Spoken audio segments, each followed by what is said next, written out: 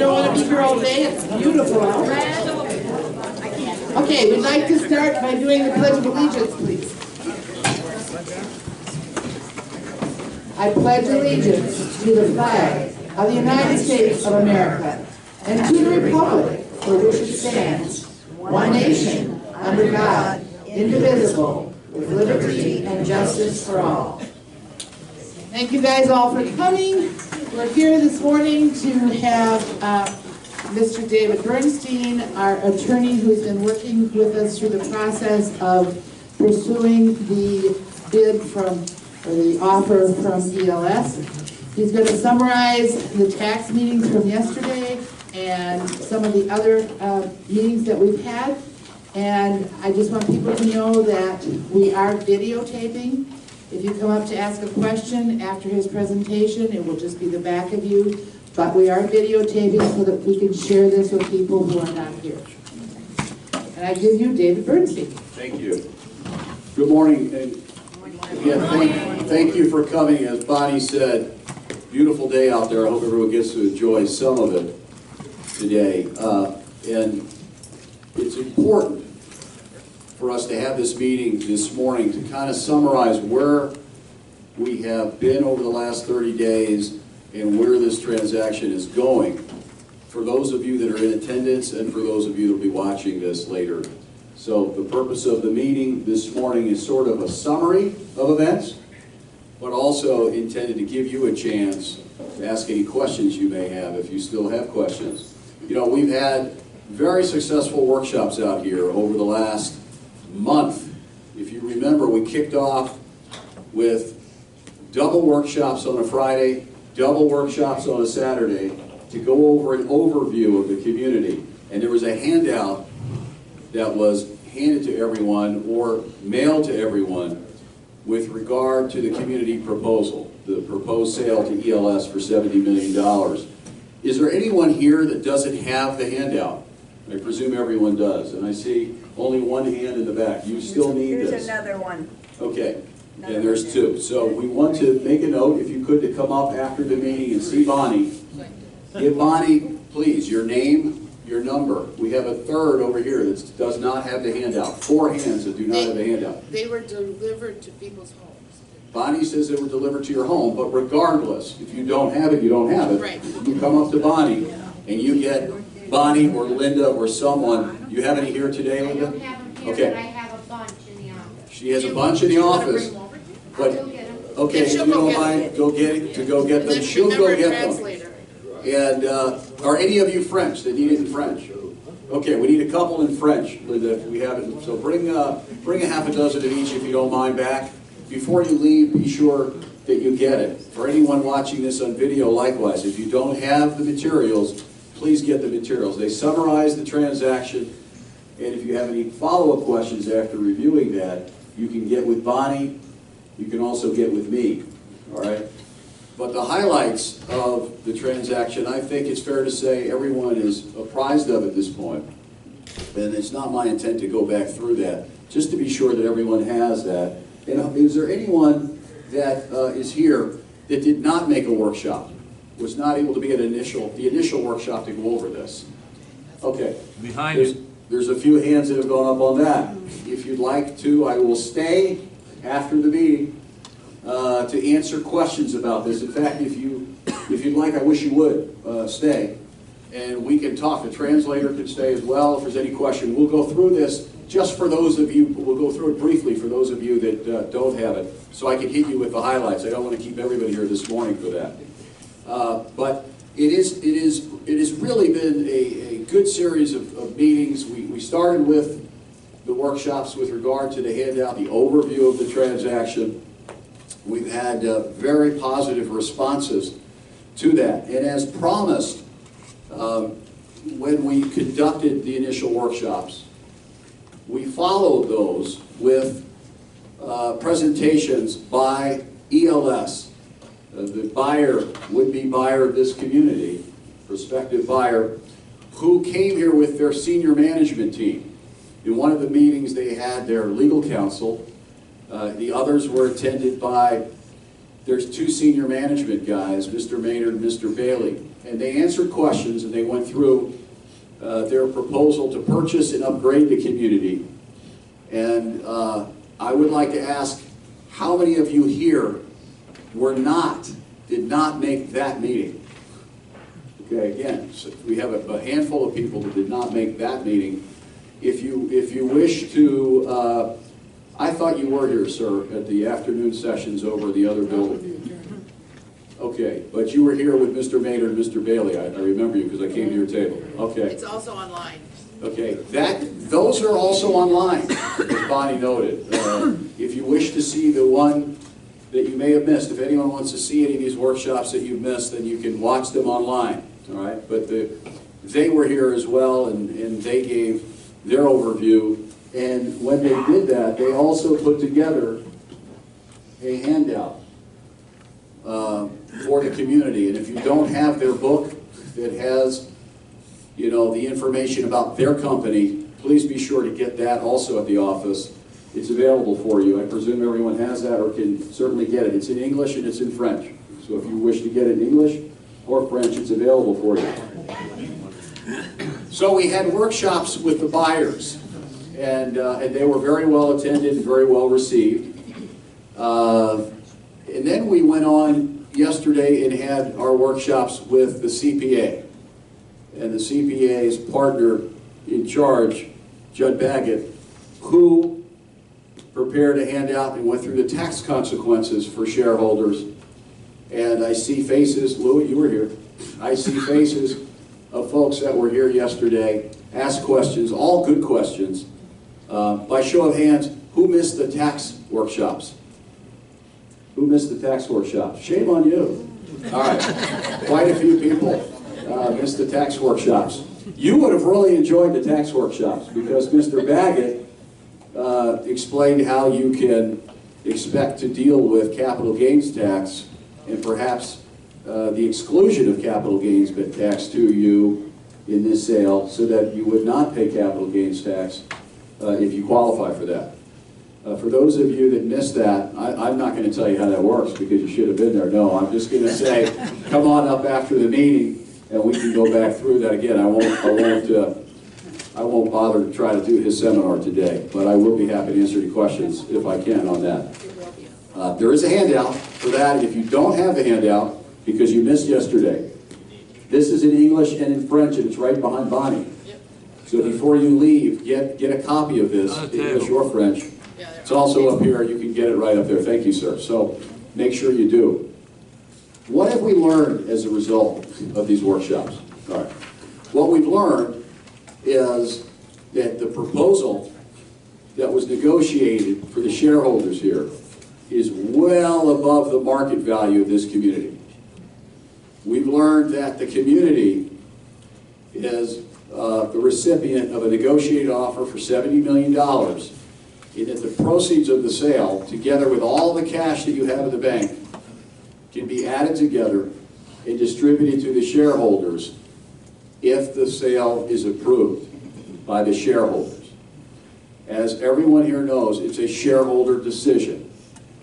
There will be a formal vote on whether or not to sell the community, and you will be receiving notice of that date for the vote together with a proxy form which you can use to cast your vote within the next couple of weeks. We will not be having any more meetings among us. There will be no more workshops or meetings between now and that vote date. Obviously, if you have any questions between now and the vote date, you should funnel them through Bonnie. She never sleeps. I know this to be true because I get emails from her at all hours of the day and night. So you can contact Bonnie. She will get back to you, or she will reach out to me, and I will do my best to get back to her with the answer if there's a question. But you're going to be receiving a package which will have a proxy in it. It is very important that you vote by proxy, whether the vote is yes or the vote is no. If you don't vote, you're not counted. It takes, I'll get to questions when we're done, sir. It takes 50% plus one of the shareholders to vote yes for this to go through. If someone doesn't vote, it's equal to a no vote. So there are folks out there saying, don't vote. Well, you should vote regardless of whether you want to vote yes or vote no.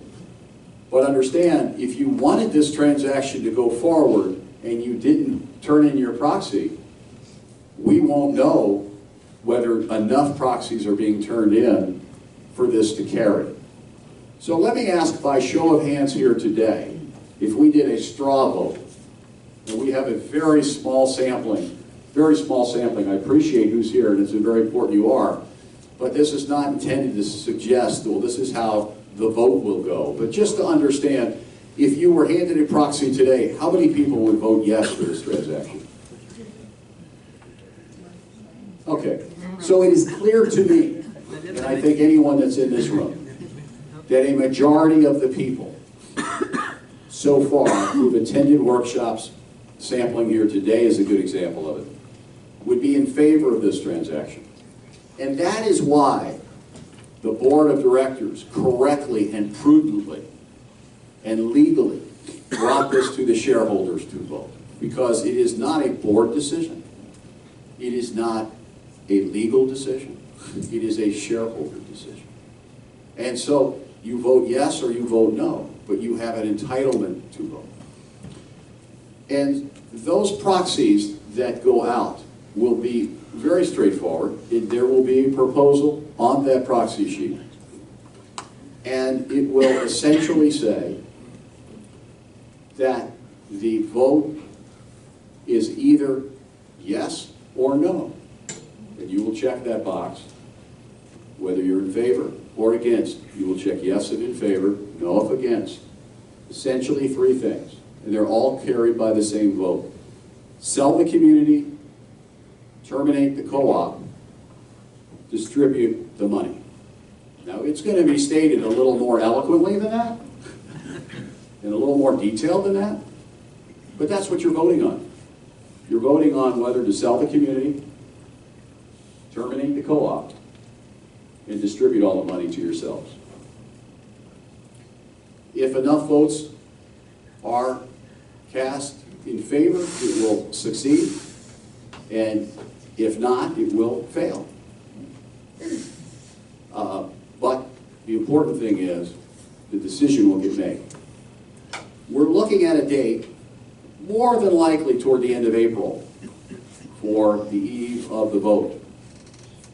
It takes time to get the materials together, to get them mailed or delivered. And for many people, that means to their northern addresses.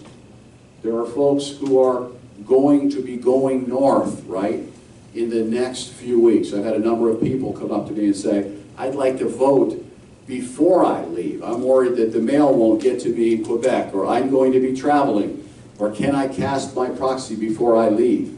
The answer is yes, you can. You're not going to wait to bring your proxy to the night of the vote. You're going to deliver your proxy ahead of time, regardless of which way you're voting, to a proxy holder who will turn it into the corporate secretary, and they will all be kept in accordance with law, and then placed in the ballot box the evening of the vote. That vote will include the proxies that have been tendered up until the voting date, and anyone that comes to the vote that night and wishes to vote by ballot that evening. If you've tendered a proxy, and we're asking everyone to do it again regardless of whether they'll be at the vote or not, we're asking everyone to tender a proxy.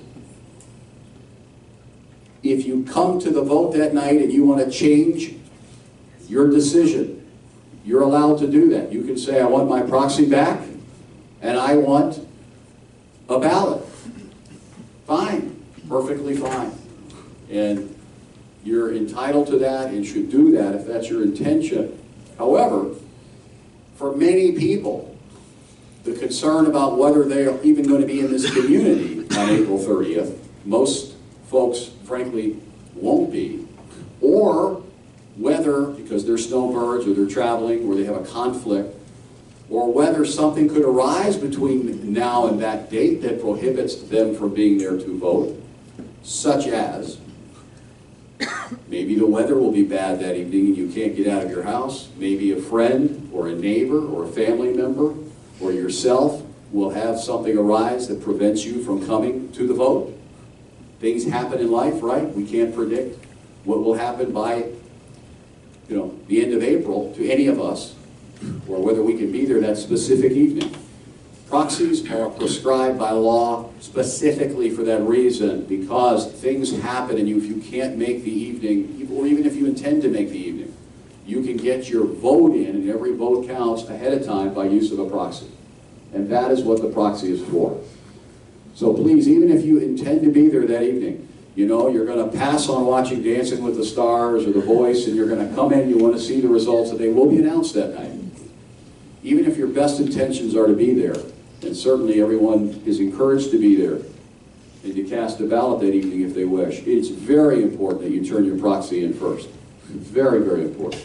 So we'll be sending out proxies, and you'll be getting not just the information package with the proxy, but probably follow-up calls from your director or a committee who will call you and ask you. I see Linda's walked in with those materials. We'll hand them out in a minute.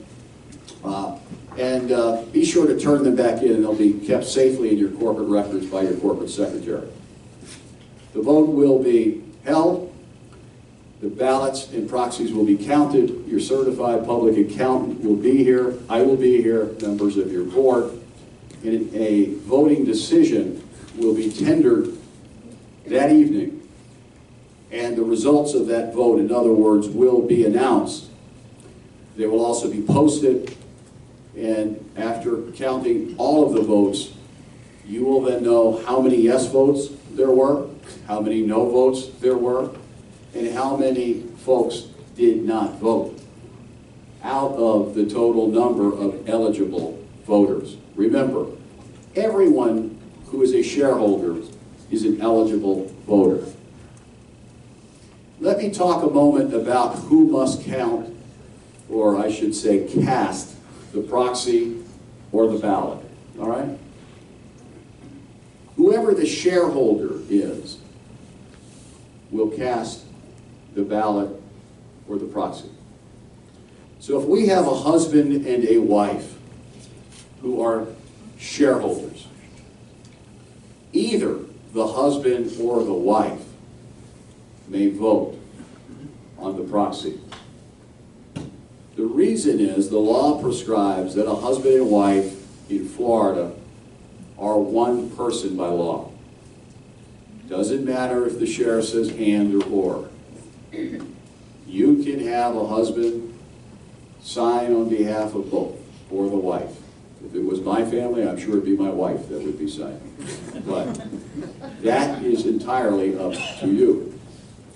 And if, unfortunately, one of the spouses has passed, so that while the share may have originally been issued in the name of a husband and wife, but now, let's just say, God forbid, the husband has passed away, so the wife is left on this share as the sole survivor, but it may be in both names, in my example, but the wife is who's alive, then obviously only the wife is going to sign, and you'll have to tender a death certificate to show who is, to show the board and have in the file the proof of death of the deceased.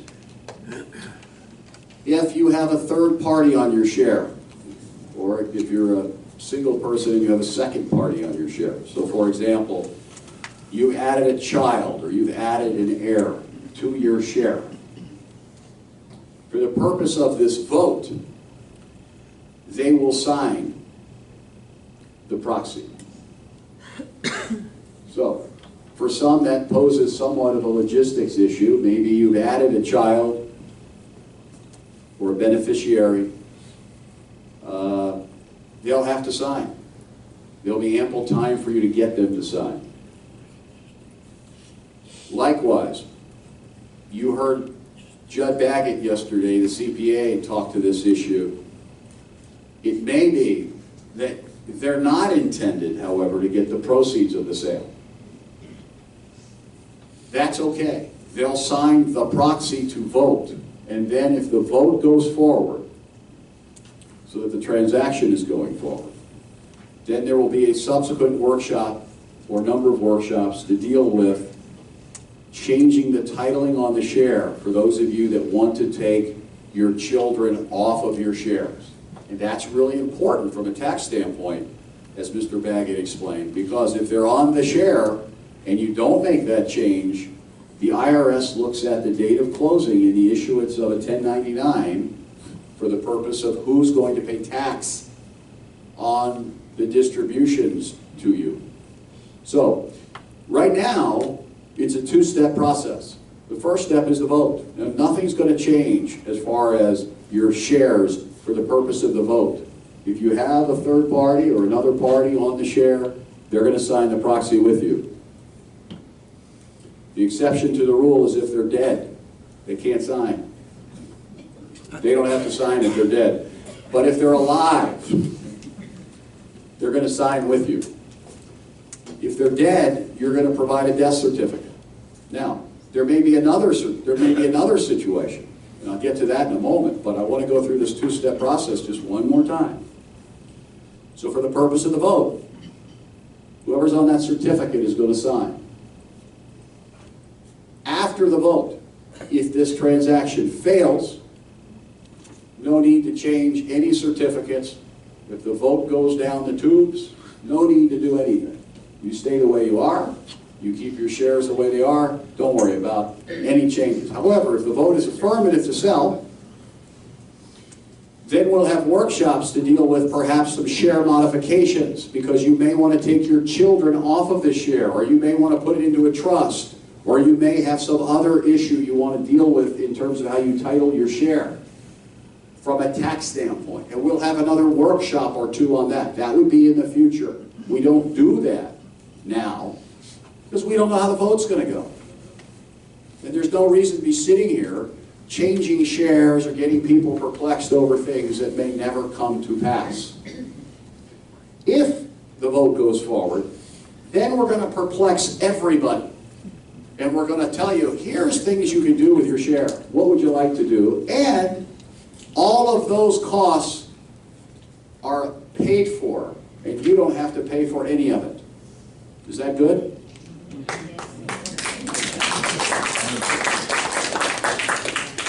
So your closing costs are covered, and you'll see that in the handout.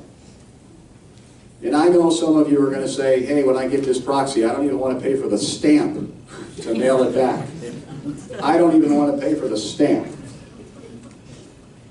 Well, you can email it. And you're already paying for email.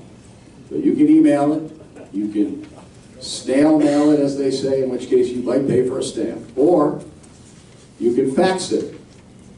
You can walk down and you can hand it back, if you're in the community and you haven't left, to Bonnie or to one of the other proxy holders that'll be named in the proxy. You can hand it back to them. But not in a mailbox. Not in a mailbox. Not in a mailbox. Don't just leave it in the mailbox. You have to knock on the door Hand it to. and hand it to Bonnie or Jake or one of the proxy holders, and they will take it to the corporate secretary. All right? So there'll be instructions on that when you get your proxies. But my point to you is there will come a time when we'll talk about maybe changing the titling of the shares, if in fact that's something you want to do, because you want to make sure the 1099 on the distribution goes to the right person. And Mr. Baggett spoke yesterday about tax forms, and he spoke about how easy it is to fill out and check whether this is the sale of your principal residence or not, whether you'd be entitled to relief from the tax for capital gains and how that could work. And we will have him back here to go over that again if this vote goes through. He would be back and be part of the titling workshop that we would have. He'll also be on the video. And his workshop from yesterday is on the video. So for anyone that missed it or would like to see it again, you know, you can certainly view that on Probably in a couple of days. on your TV in the next couple of days. All right, so we've had, very good workshops.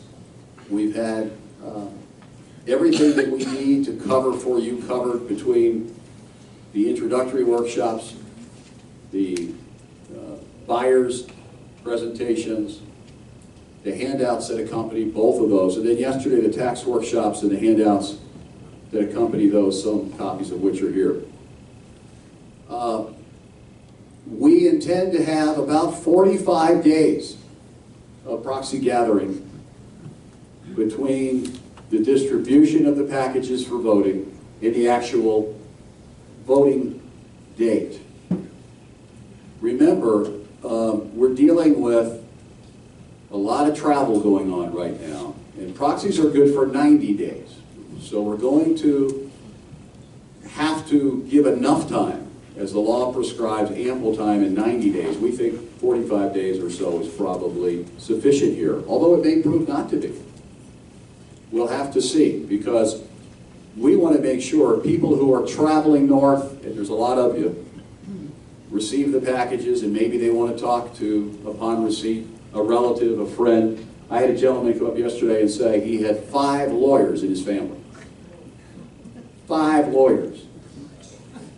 I said, man, I wouldn't want to be at that dinner table.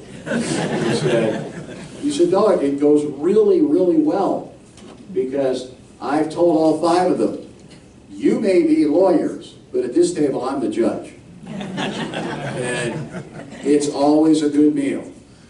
But his point was, he talked about this transaction with all 5 of his children who are lawyers. One is a daughter-in-law. And they've all said, Dad, it's a yes. Do it. My point in bringing that up to you is, if you have a family member you wish to have review this, and I'm sure some folks are going back up north to either talk with a family member or an advisor, whether it be your attorney, your CPA, your financial advisor, any third party you like to rely on, a friend, please, by all means, do it. And, if they have questions, it's not uncommon for them to reach out to call me or to call Bonnie. I'm glad to answer any questions of anyone. We want to give enough time to people to be able to do that. And this is not a rush to a vote. It's giving enough time for the mailings, for the workshops, and for people to ask the questions of those that are important to them before you make your decision. I know a lot of people on a sample vote today said, I'm good. That means they probably have already talked it through with their loved ones or their advisors. Great. Or made their own decision. Fine. But remember, there are many of you that still wish to do that. So I'm making sure, particularly with Good Friday, with Easter, we've got holidays and we've got travel. We've got a lot of people going up north. They're going to be driving for days, right? Opening their houses for the summer, waiting for mail. We need to give everyone enough time to be able to do all that, read the materials, and get their proxies back before they're counted, right? So it's not just for those folks that are sitting here that say, why aren't we going to the vote in 2 weeks? Because we can't. We got to let people have the time to do all that we've just discussed.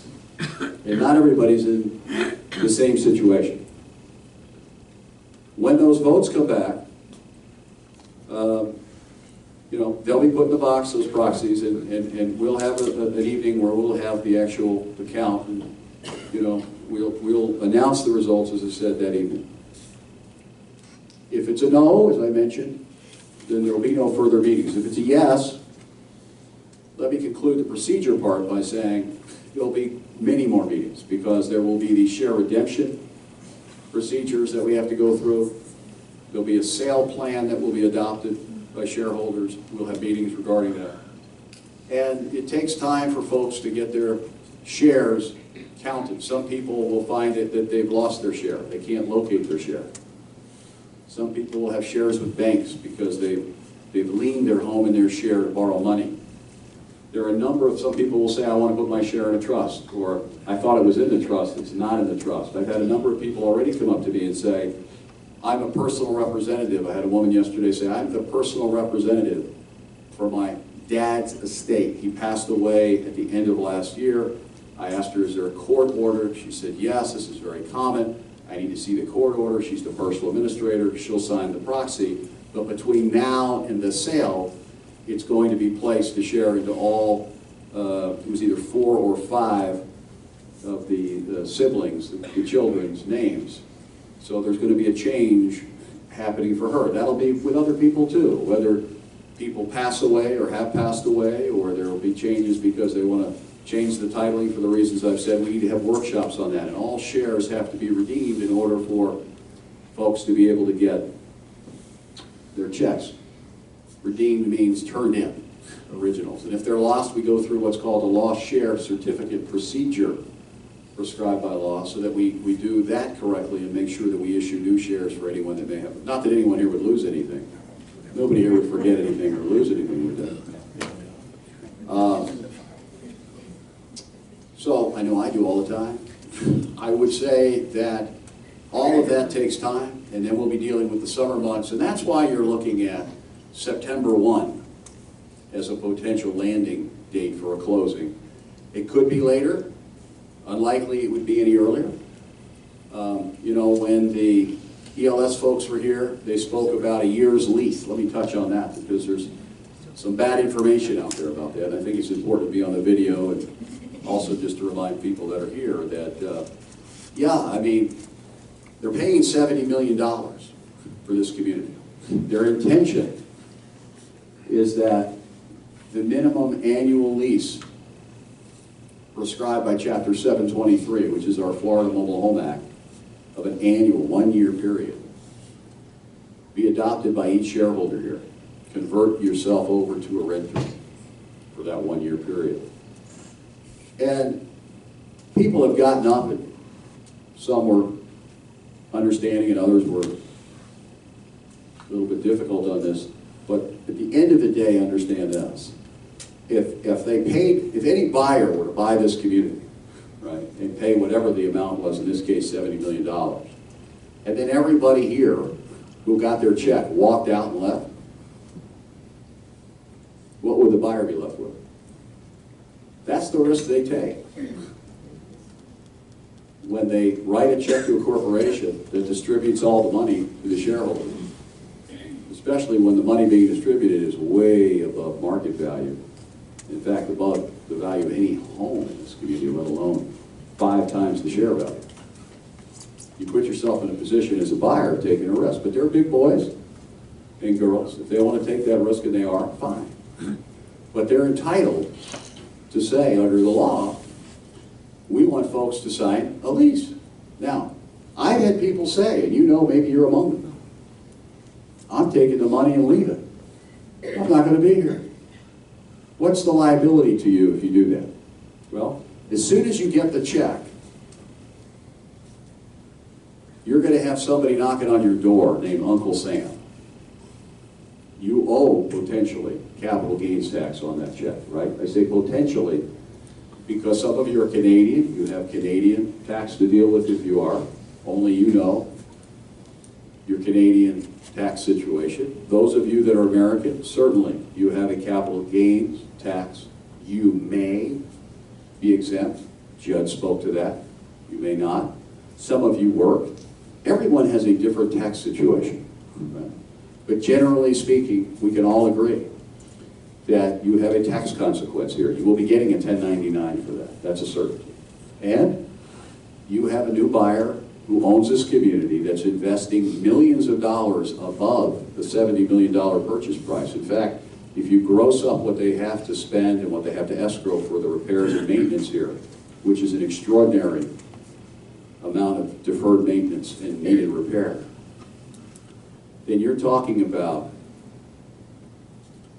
in excess of 75 towards $76 million all in for this community.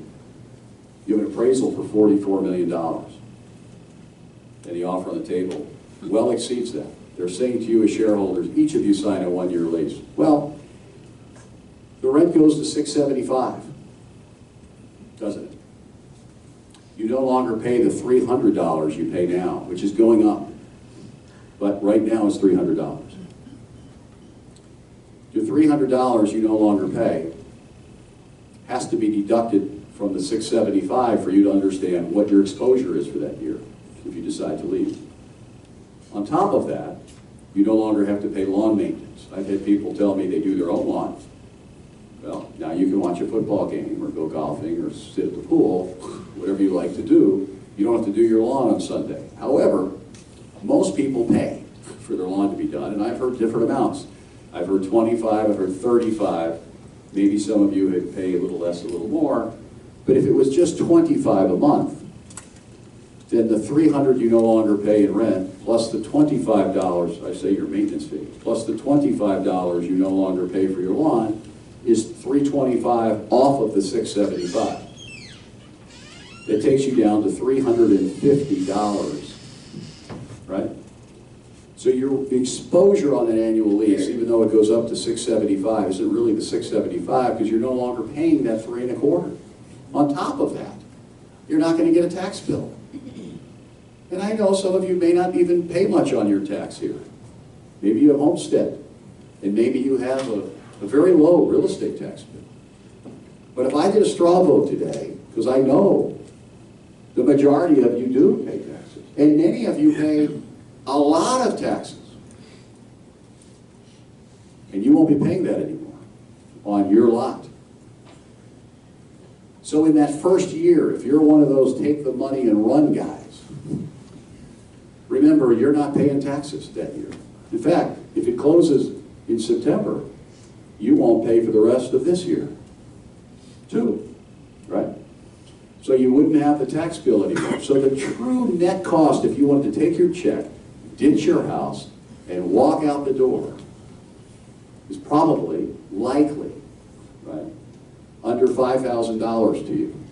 I don't know about you, but if somebody offered me $115,000, and in turn I had to sign a document which said, in effect, the worst case, I owe you $5 back, sign me up. And if you don't like that deal, sign me up anyway. I'll be glad to do it for you. So don't let people tell you, oh, I got to sign a year's lease. Sure. The net to you, in effect, could be $5,000. But what do you get in exchange for that? Remember, if you don't take the check, and you don't vote yes to get it, and the deal doesn't go through, that's fine. You're still going to pay. Next year, the sun's going to come up. You're going to pay $300, maybe $400 if the board has a vote that it's leaning toward going up $100. Maybe in a few years, it'll go as high as $500, as Gary's done a little bit of a study to show that's where it should be in the next 3 to 5 years. Maybe Gary's wrong. Maybe it should be there now, right? Because the other part of that study showed that your water lines and your sewer lines and your infrastructure, when the community was built, had a useful life through the year 1999. Man, that's almost 20 years ago. Useful life means this is how long you can expect something to last. And you're way past the expiration date on all that stuff. And without any money to, frankly, replace it. Because your debt exceeds your assets out here. So now you could have a special assessment for that. That having been discussed in the workshop materials, you want to avoid that. The buyer knows that's the case, and so we negotiated for them to put $3 million in escrow the day we closed to pay for all of those needed repairs. And on top of that, they're going to fill the homes with new homes. You heard Maynard and Bailey talk about homes in the average price range in the $80,000 or so average price range. Well, that's going to raise prices out here a little bit. That's good for you. Your home will no longer be saddled with your share. You've already cashed out your share at 5 times share value, so now you're just left with your home. And some people say, well, I'm going to walk away. My home's not worth anything. And you heard Maynard say, it's got to be worth something. Can't you get $1,000 for it? Some people say, no, I'm just going to walk away. Fine. Will you sue me for that? What's he going to say? Well, Bailey says, you know, we could lien that home. Have at it. Maynard says, you know, by the time I hire a lawyer, and by the time I go, remember this, and by the time I do all that, it just isn't worth it to me. Turn your title back into. Give me your title and we'll deal with it. So for those out there that want to give you misinformation, let's make the record real clear here. Your outward exposure is a 1-year lease. Worst case, that looks to be about $5,000. But you had a senior advisor for the company say, we really don't chase people for that. It costs me that much just to get lawyers involved. Turn your title back in. Any way you slice it, you're to the good. 20 plus times over if you're getting 115 in exchange for 5. So think about that before you worry if you are one of those ditch and run guys. Now, most of you want to stay here. Most of you want to stay here. And you'll have good reason to stay here. The community is going to be enhanced. You no longer have the worry of a hurricane. You no longer have the worry of the bad loan on the property. You no longer have the worry of special assessments. You no longer have the worry of corporate liability.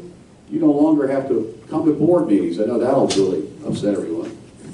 You still have all the social opportunities. They said there'll be no extra charges. In fact, they want to enhance your social programs. And they want to contribute, Maynard said, about $15,000 a year so you can have more programs and fun. And they're going to redo clubhouses and amenities, including pickle courts and things like that, to make it fun.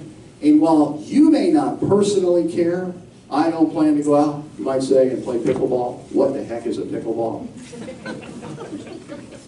The reality is, there are people out there that are going to come into this community that want new amenities and will pay more for your house because of them. So for all of you, the fact is, every dollar that goes in to improve this community is important because you don't have to spend it. Someone else is doing it for you, but you get the benefit of it, either for yourself or for the future buyer of your home.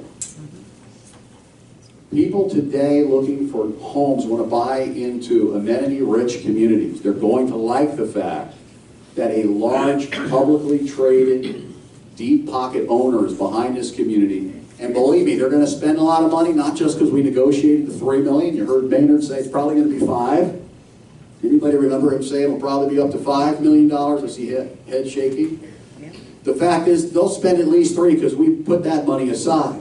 But they're going to have to spend whatever it takes. And why is that? Because now they're the owner. And they have 200 lots out here to sell. And they have to sell homes on those lots. They have to. They're not paying $70 million, with all due respect, just for the 600 homeowners paying rent here. They're paying it on the prospect of 900 lots paying rent here. And for them to achieve that goal, for them to achieve their financial return, they have to put homes and sell homes on those lots. What does that really mean to you? Happy days are here again. They have to treat you right. For the haters out there, for the would-be haters and complainers and skeptics, not that this community would have any of those, they would say to you, no, they're going to charge you for rent to use a facility, or they're going to do this to you or do that to you. Really? So they're going to take the 600 people here who are their bread and butter and who can be either their best ambassador as they open up their sales center and try to sell new homes, because anyone moving in here wants to talk to their future friends and neighbors. You guys use the internet. You guys are going to be here, and you could say and poison the well to any would-be buyer. My God, don't move in here. The worst thing that could happen would be there's 100 for sale signs up in this community after the closing. How are they going to sell homes on vacant lots if everybody's moving out? They need you to be happy. They're going to make sure you're happy. And to that point, we put it to this ELS senior advisors when they were here to tell you, and they did, watch the video. Guys, we're not charging you for any of that. That's bad and false information. Everything's included. We're going to give you money to enhance your activities. We're going to build better facilities.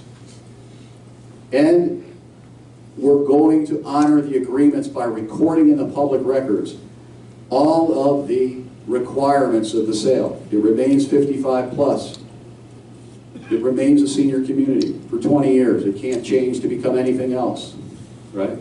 You have rent caps in place for 10 years to assure you that you can forecast out what your rent will be here over the 10-year period. And make no mistake about it, their check is paying your rent. Had a gentleman here in the back yesterday. He's been on next door. The CPA, Judd Baggett and I, over lunch yesterday, did some math with your president. And it is clear that the proceeds of the sale will be enough for you to live here for up to 15 years. And the gentleman thought longer in the back. Judd said conservatively. So you're not spending your money, you're spending their money if you decide to stay here. Do the math yourself. Pretty self-evident. Just remember, when you do the math, always deduct what you're not having to spend. Just don't say, oh, rent $675 times this plus 3.5%. You have to deduct what you're not spending. You're no longer spending the $300, which is really $325 if you mow your lawn. You're no longer getting a tax bill on your property, right? 2 years from now, if it's reassessed and there is a up in taxes, we had a gentleman, I don't know if he's here today, is Matt here? Who went down to the tax assessor. We talked with Judd yesterday about the math on that. Somewhere between $30 to $50 a home site is projected. Can't be certain. But we know the assessment wouldn't be in this calendar year, couldn't be before 19, couldn't affect you until the following year. Taxes are paid in arrears in the state of Florida. So 2020 would be the first instance where there would be a pass-on, the year 2020. And a pass-on would be pro rata among all 900 lots, only the increase over taxes assessed in 2017. So just that margin, not the entire bill, just that margin can be passed on pro rata to 900 lots. ELS has to pay their fair share because they own the other 200, right? You're renting about 600 out here. So they have about a 300 exposure. So about a third of that bill has to go to them. My point to you being, don't let the haters and the folks that try to scare you or mislead you give you false information on that. It's been in the materials, it's on the videos, watch them. So, between all of that you're aware of through the workshops and the meetings, you're going to be in a situation to cast a vote of whether to go yes or no on the transaction. And we will have another information package coming out with a proxy, and encourage everyone to turn in your proxy. And therefore, when the evening comes, we're assured that as many voters are heard, whether they're in the community or not. And every vote is important, and every vote can be counted. So, I think with that, I'll turn it over to any questions and answers. And remember, this is the last opportunity for that. So, wait a minute. Yes? Do you think we need to, you want to ask if you have any problems with people understanding? You know what I would do? I would, instead of that, if it's okay, it's a lot of information for you to try to translate. Maybe you watch the video and translate it in French on the video. Maybe do it that way, if you don't mind. Or, yeah, she'll do that right after this. How many people here are French and would need translation that didn't understand what I said? Okay. There really isn't anyone. I would, maybe for one person, I don't think I would go through I just need to make one other pitch. Yes. From what David said, I think you can all realize how important it is to keep the office apprised of your address, your phone number. Make sure you go into the office and tell Debbie you are now leaving and going to another address. Just having another address is not good enough. She doesn't know when you're leaving. So saying goodbye is not good enough. Tell Debbie, put on your new address. We absolutely have to be able to get in touch with you over the next several months, or we won't be able to get you your money, and we won't be able to get you your papers, and we won't be able to do all the things that we want to be able to do with you and make you a part of. So please, please make sure that your addresses and phone numbers are all correct. Yeah, and you know, Bonnie makes a good point, because we have had a few people say, And even though Bonnie said this morning, hey, it was mailed to you, I had a gentleman come up at one of the workshops, I believe it was last week, and say, I didn't get anything in the mail. Well, why? Well, I don't know. It didn't come. So we think we have a bad address for him probably, right? So without pointing fingers or blaming anyone, because we think everything was mailed, it's important that the correct addresses be up there. If the last time you did an address change was when you bought in here and you've been here 11 years, but you've moved up north, you know, they don't have your correct address up north. And if you're going to be gone in March and April, or either of those months, or even over the summer, things will be mailed to you over the summer. So before you leave, if you're not a year-rounder down here, be sure that, as Bonnie said, the correct information is up with Linda with your address, your phone number, and if you like an email address, we'd like to have it, because email is really the most convenient way to communicate with you if possible, all right? Again, proxies can be returned by email. Proxies can be faxed back. They can be mailed back, right? You can execute it before you leave. Turn it in and leave and not have to worry about it. If you're leaving the end of March, you'll have it before you go. Turn it in before you leave, if you made your decision. So, I'd like to then, unless there's any other announcement, go ahead and turn it over. I think we'll keep the same protocol we have in the past, which is to ask you to come up and kindly say for the record your name and your lot number and ask your question, all right? And you know, there are no bad questions except the ones that aren't asked. None are bad. So please come on up and take your last shot at questions and answers today. Thank you.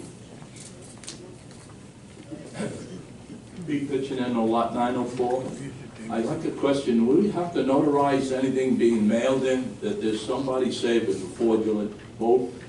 People mailed in things and it weren't notarized. I'm afraid somebody could say I'm suing because I think the vote wasn't. There won't need to be any notarization.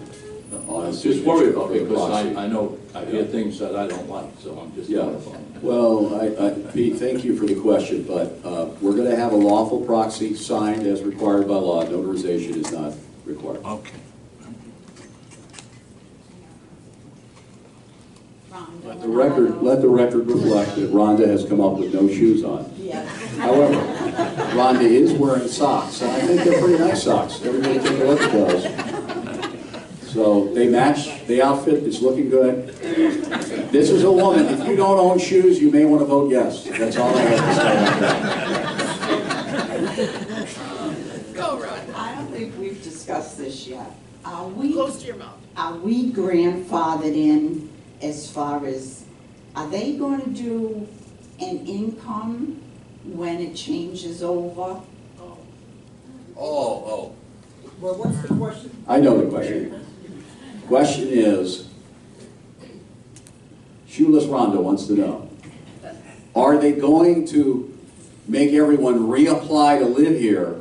In other words, are they going to look at you and say, your income doesn't qualify you now, and therefore you could be thrown out, or you have something on your record. You are grandfathered.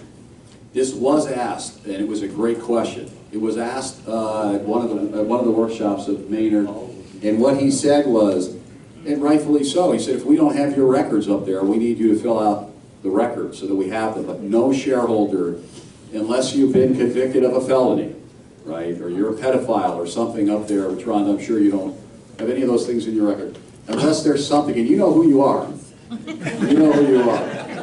But unless you have something like that, you're fine. Everybody's grandfathered in, right? But obviously, if something's happened where you've, done something terrible. I'm more concerned about the rent, like. Yeah. No. They're not going to do a check and say, well, you don't have the credit to be qualified for this rent. No, because you've just gotten a check that qualifies you very easily. Everybody that gets a check's going to be able to pay the rent. They're not worried about that. But that's a great question. And I think grandfathered is the right term to use. Okay, great. So Pete, we've answered your question. Rhonda, come on up. I know I've been here a lot when I start knowing people by their name. I don't see Kathy here, and I've got a few that come to every meeting for some reason. There must be something else going on here today. There is. There's Either Funorama. that or they're tired of donuts. There's Funorama. Yes. Hi, Richard Francisi, Lot 585. To me, I think this is a deal of a lifetime, and I commend the board for negotiating this deal. I think it's great. The thing I'm concerned about is, are we dragging this out too long? You mentioned a closing in September, which is the peak of the hurricane season.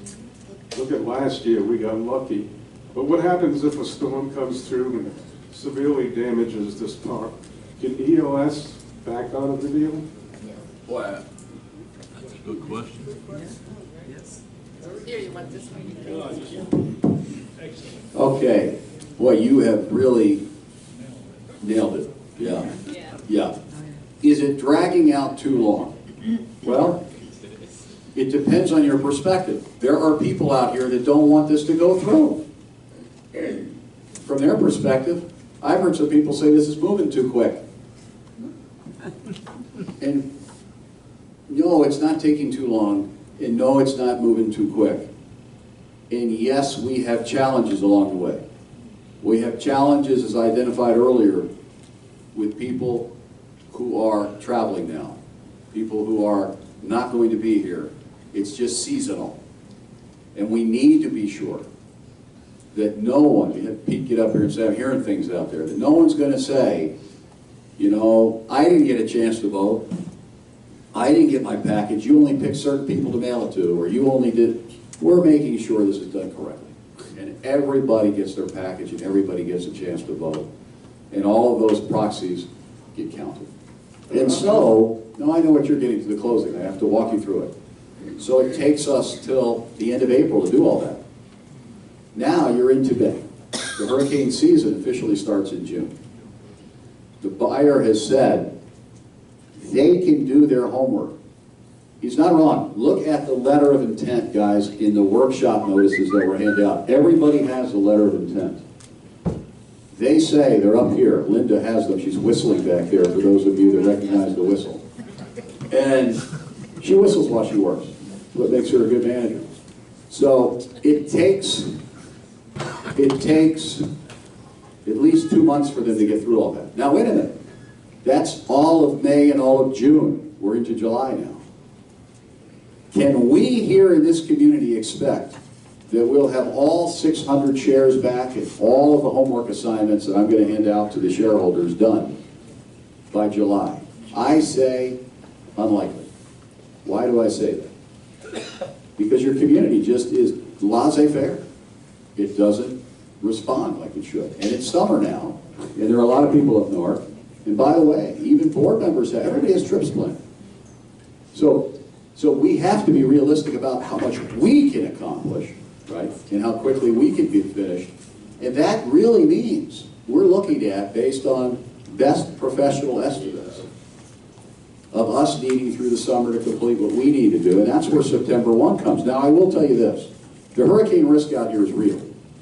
We all know these aren't the ordinary hurricanes anymore. They aren't your grandfather's hurricanes. These are mammoth storms that hit.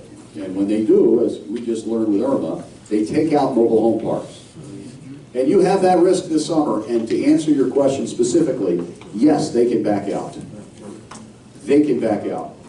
And so there is a risk that if a hurricane comes in here and knocks out houses, that there will not be a closing. But I will tell you this, that's one of the reasons you need to vote yes, because sooner or later that's going to happen. And if you better hope it doesn't happen this summer, then maybe it happens the following summer if it happens at all. And we hope it never happens. But logic tells us it's going to hit again. You have vacancies here because it happened to you once before in 2004, right? And, you know, that's a reason, a substantial reason to be concerned. I get it. If a hurricane hits, you still owe your mortgage. And your mortgage that you have on this property can't even be prepaid without $1 million penalty. So you have to pay that amongst those of you that are left. And many people will ditch and run, if not be destroyed in the hurricane. So I get the risk. If we can move it forward, we will. But the likelihood is it will be longer because of our watch, not their watch. Everyone whether they vote yes or no or don't vote, has to turn their share in, has to take the procedures of share redemption into the sale process. Will they do it? Well, they have to legally, or I have to chase them to do it. That can delay things, but it has to be done. There are consequences to them if they don't. There are legal fees they'll incur. There are legal procedures for those that don't comply. Because if the vote carries, everybody is bound by the vote. This gentleman just nailed it with the hurricane risk, though, didn't he? He just nailed it. We can do it sooner, we will. Keep one good thought in your mind. The really destructive storms, the ones that we've seen over the last few years, have all come in September, late. I think Irma was even early October. Late September, first week of October, if I remember correctly. So I'm not saying it starts in June. It could be this year early. I don't know. But it's a real risk. Yes, sir. If we get the vote over the percentage of 50%, say we get it in June, why can't we close? Well, we'll have the vote in April. Maybe But I'm saying, end of once we April. have the majority already in, If you have it, Pete. why who can't we knows? move that system Because- faster? Because, Pete, as I said, there's all these things we have to do to redeem the shares of all the shareholders. There are legal hurdles we have to undertake to close one of these transactions. On our side as a seller, it's not, if it was easy, everybody would do it. There are things that have to be done. There are IRS pre-sale requirements that have to be complied with. There are forms that have to be submitted to the IRS for that. There are forms you guys as shareholders each have to have a closing and turn in your shares. That takes time. People are out of town, right? But if you I'm have just that telling you, al- I can't, But I'm saying, We're if you not gonna have be able all to do that it all, already, yeah. why can't we move this up instead of September? because of all of the things we have to do in order to Oh, close. boy, I that's know, dangerous. Pete. You're playing Yeah. games with And what Very he's saying, close thing. every shareholder has to have a closing. Okay, you have to have a closing. Every You have to have shareholder has a file, every 600 shareholder has to closings. turn in, it's a lot of work. That's why it was really important that we negotiate that the buyer is going to incur those expenses for you and pay your closing costs, because otherwise it would be expensive. All right, with 600 shareholders, Pete, imagine. We need to do it in some form of order, so why don't we come up and give your name and if you would ask We your need you on question. the mic too, so that we get you. Right, for the video. There's our friend Louis. Louis is from Vermont. Louis is from Vermont. Now, I'm not saying I'm here a lot, but I can tell you all about Louis. He was born in a Volvo, and he was raised eating ice cream. Am I right? And he doesn't have a computer. Pretty close. He does not have a computer.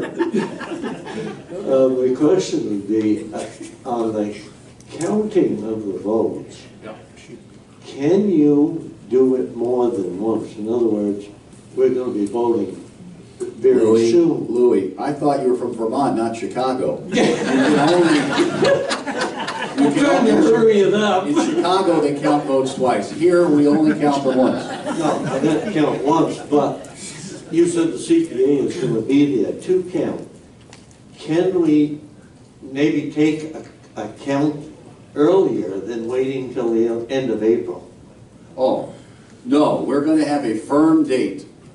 And we have, in our mind, we're thinking things, all the materials get out to the voters around March 15th. Remember, Monday's March 5th. I know that. So I'm just saying, round numbers, middle of the month, March 15th. Proxies are good for 90 days.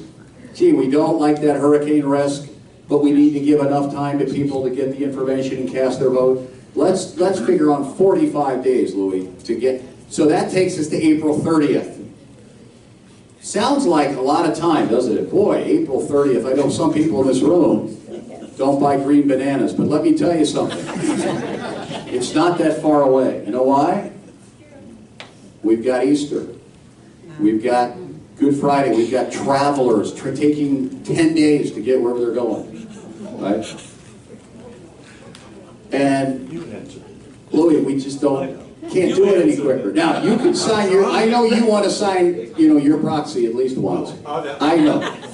You'll be able to, but not everybody can move that quick. Yes. I am from Chicago, but And you know what I mean. And you know what I mean. She's from Chicago. my question is, who is going to do all the paperwork to transfer the shares? Right. We'll do that. My law firm will do that, okay? We will transfer, we will be out here to have a workshop and to do the transfer of a share for you, and the expense for that is going to be included in the closing costs. And we've negotiated that all your closing costs, if you remember, are going to be reimbursed by the buyer, right? You know, there's state taxes to be paid. There's all sorts of things. But we can't start any of that unless this is a yes vote. But we wouldn't want to change anything in furtherance of a sale if there's no sale. But we'll get it done for you. Okay? Yes. Good question. All right, I know there's another hand, a gentleman right here. Come on up. And then you'll come up right after that. Yeah, okay. Hey, there he is, my boy. All right, you come up next. Yes, sir. Mr. Bernstein, we have here that we were children who were under 55. When the parents passed away, they were grandfathered in. Will that still apply? Yes, it will. You've been here a long time. See this I've gentleman been here? here almost 40 years. 40 years he's been here. And I remember him coming up. You've had very good questions over the course of the workshops. His question is, there are people who are here under 55 when they moved in. Of course, they aren't under 55 anymore. How old were you when you moved in? You've been here 40-some years. About 45. He was underage. No, not when I bought. Now when When you I bought? bought, I was 55. I was coming here Oh, you were just visiting. on the mobile, yes, I was I visiting gotcha. on the mobile home communities. Yes, all right. No, grandfathered is a good word. Yes, anyone that's here, In other words, if I pass away, yes, my children are under 55, they can they're have grandfathered in. their grandfathered in. That's my first thing, but I do want to make a comment with you. I They're had the- allowed, they're allowed. Heirs are No, this- allowed. Heirs, but, His children are his heirs. yeah, but what he's talking about is can they live here?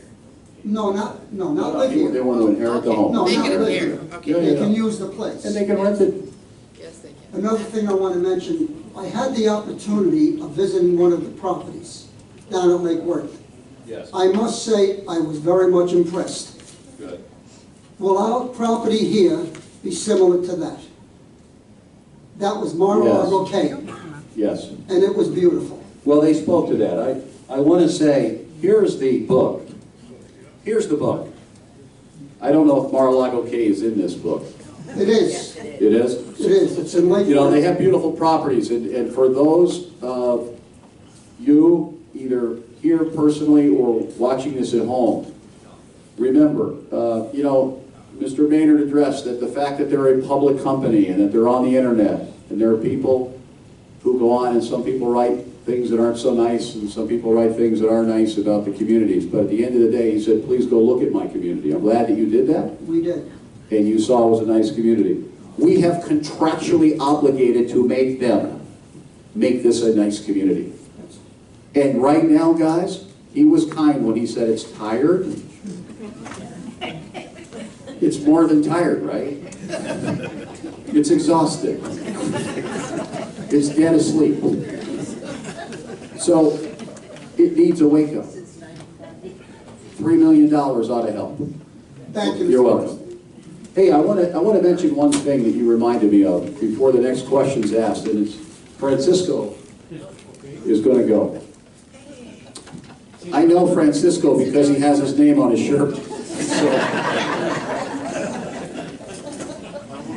the dead giveaway. Francisco, before you go, I want to say one thing. It's really important. I forget who it was, Bonnie, but there was an article. It's not. I'll get to that in a minute. But there's an article that It's in was. the Tampa, are you done with the Tampa article? No, the article you gave me yesterday on the Forest Lake sale. Yeah, that was in Tampa. Well, you printed it and put it on the. Yeah, Oh. it's on next door. If you look on Nextdoor, and I want everyone that's viewing this to do that, and everyone that's here to do that, you're going to see a very good article about the Forest Lakes transaction. The Forest Lakes transaction. And if you've been to other workshops, you've heard about the Forest Lakes transaction. ELS bought Forest Lakes, which was a 5-star community. in Pasco County. It's up in north central Florida. You're drinking water that says Zephyr Hills. That's where the Zephyr Hills water comes from, back in Zephyr Hills. And that community is in Zephyr Hills. And I had the privilege of representing the residents when they bought that property in 1999. And they, over 17 years, unlike this property, they were able to fill it, they were able to even beautify it and make it a 5-star community. Here you've struggled with vacancies and the property in decline. ELS offered $70 million for that property, over 1,130 sites. And it was the largest transaction of a resident-owned community sale in the state of Florida. We negotiated for them to make improvements to that property, and they did. Now we sit here 18 months later, and about 10 to 15% of the homes people have either sold after closing, or new buyers have come in for homes, and rents went up just like they will here. People got their checks just like they will here. They expanded and made the place even, the clubhouse even bigger, the pool's beautiful, outdoor kitchens, they did a lot of things. And the people are thrilled. I just spoke to Perry Nickerson and that board very recently, a couple weeks ago. I stay in touch with them, and they couldn't be happier with what ELS has done in that community to enhance what was at that time a 5-star community. Right? It is on the cover, Forest Lake Estates is on the cover of this brochure that they did. All right? So you can see how gorgeous it is with lakes and big rolling hills and double wides and tennis courts and everything in the world. It's great.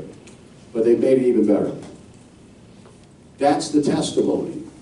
So when this gentleman gets up, as he just did, and said, I went and I saw, was it Mar-a-Lago, or it's beautiful. Yeah. We've contracted for them to make this place beautiful too. And on their watch, it has a fighting chance. On yours, it doesn't. Francisco, your question? Oh. Thank you.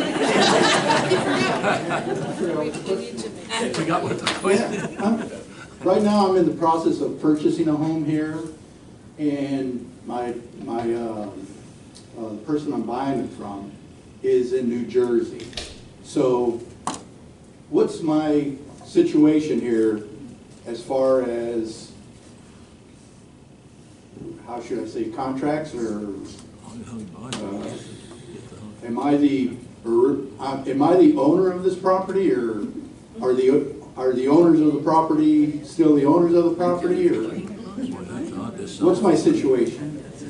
Have you closed on the property here? Yes. Okay, you're the owner. If you've had the closing, you're the owner. You have a share. You have a vote. Nobody's sold this property yet. It depends on the vote. So, see, I'm making payments to this person in New Jersey. Make sure they put the share in his name.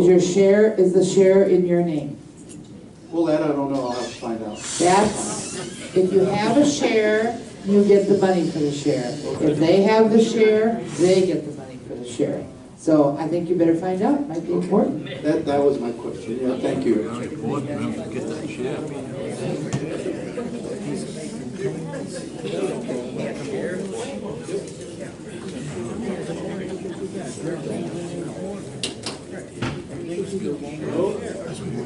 Albert from Germany. Look, the price for the park, 115,000. I think so. The price is not so much so heavy. I think 215 is better. Of course. I speak 215 yes, 115 no. Okay? Okay.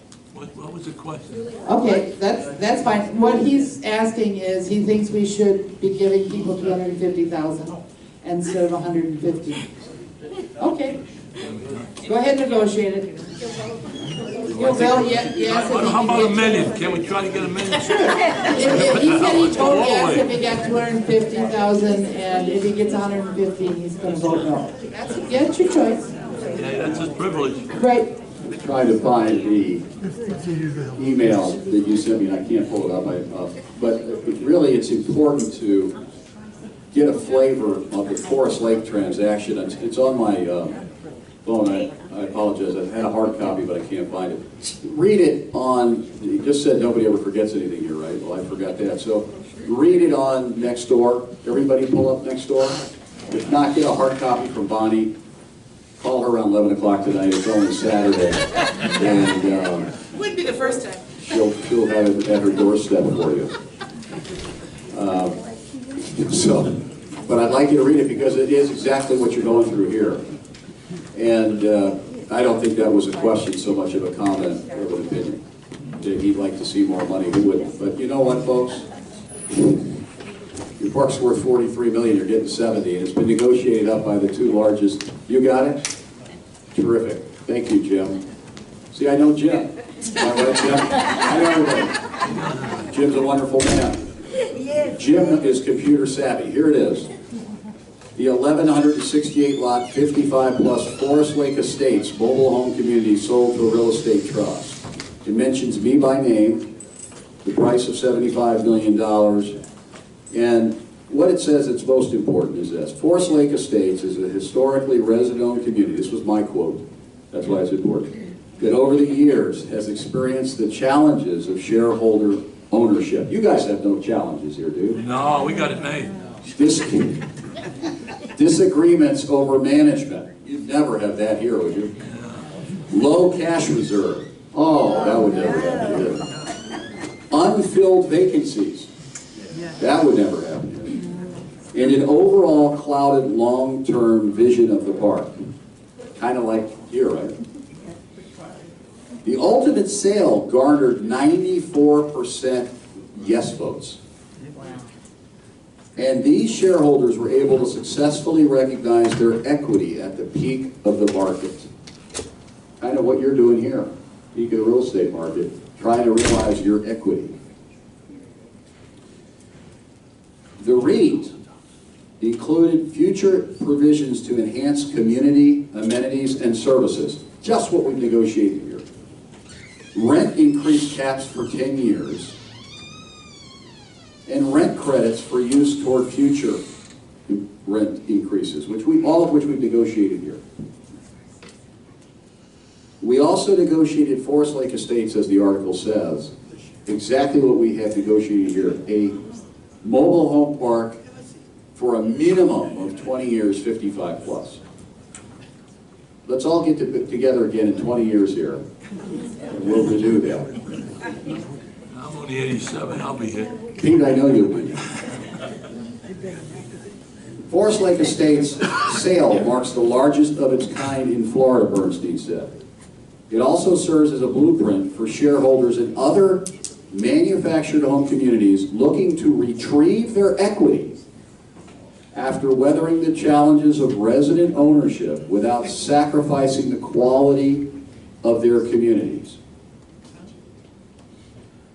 Their management company, Premier Management, was quoted as saying, "There were many challenges and roadblocks in the history of Forest Lake Estates that are common to resident-owned communities. Ultimately, the shareholders were able to sell at the peak of the market and make good on their long-term investment." Isn't that what you're doing here? I wanted that. Thank you, Jim, to be read. But also for those that are viewing that don't have the ability, remember this is on Nextdoor, you can pull it up. And that article was printed nationally. National News picked that up, Reuters Service picked that up, and it was carried into the manufactured housing industry. I have been contacted by national owner-operators, not just about that transaction, but the industry in general is looking at resident communities now saying, wow, shareholders shouldn't want to sell for these reasons, right? And we can help these parks. We can, like Maynard says, we can capitalize these parks. We have the money to do it. We can partner with you and make this a beautiful place for you to live so your home values go back up. Right now, you're in a death spiral, let's be honest. It's a perfect death spiral here. And for those of you that think $300 a month is going to last, you're dreaming. You're dreaming, you're being subsidized. There's a welfare program going on here. And it's not going to continue because the community can't forget the hurricane risk, which is real. Just right now, without a hurricane, it looks like you get hit. So you need to have that cash infusion, and that's what this gives you. All right, let's have a few more questions. We certainly have a few more donuts. If anybody wants to have one on the way out, you're welcome. Do we have any more questions? Yes, sir. And we'll wrap it up. Tom Bond, lot 1277. You mentioned a while ago that we all were going to have closing, and you said that we would be reimbursed. You used the word reimbursed. You don't have to come out of pocket. The corporation is going to be responsible. Okay. And then the reimbursement, good question. All right. Because you're right, that implies there could be, you could be, and you're right to conclude, concerned that you're going to have to write a check. You don't have to write checks for anything. Is that a good thing? Sounds good. Sounds good. All right, Pete. So, no, you don't have to write any checks. You can see Mama sent him up here with that question, right? Look who's over there. Mama sent him up. All right, good question, Mama. Yes, ma'am. How many shareholders need to have their shares changed? We don't hear you. How many need to have their shares changed? Well, I don't know. I don't know. Well, you have to tell me. If you have a child, as you said earlier, you want to take off, then you're in that list. That is an individual decision by each person out here. Right, Gary? Yes. I mean, that's not something I know. Only you can tell me. By the way, I said to call Bonnie. You know, if her phone's busy, you call Gary. After Gary, 12 at night or what? Gary, yeah, middle of the night is probably best for Gary. Pete, you know Gary, he's a night owl. Gary, I'll call you. Gary, look, he's sitting back down. That got him down in his chair. Gary's now cowering down under the... He's hiding now. He's hiding. All right, listen, thank you very much. Thank I appreciate your time. Appreciate you. Thank you. If you have another question, I want to come up on here. Thanks again. Get your votes in.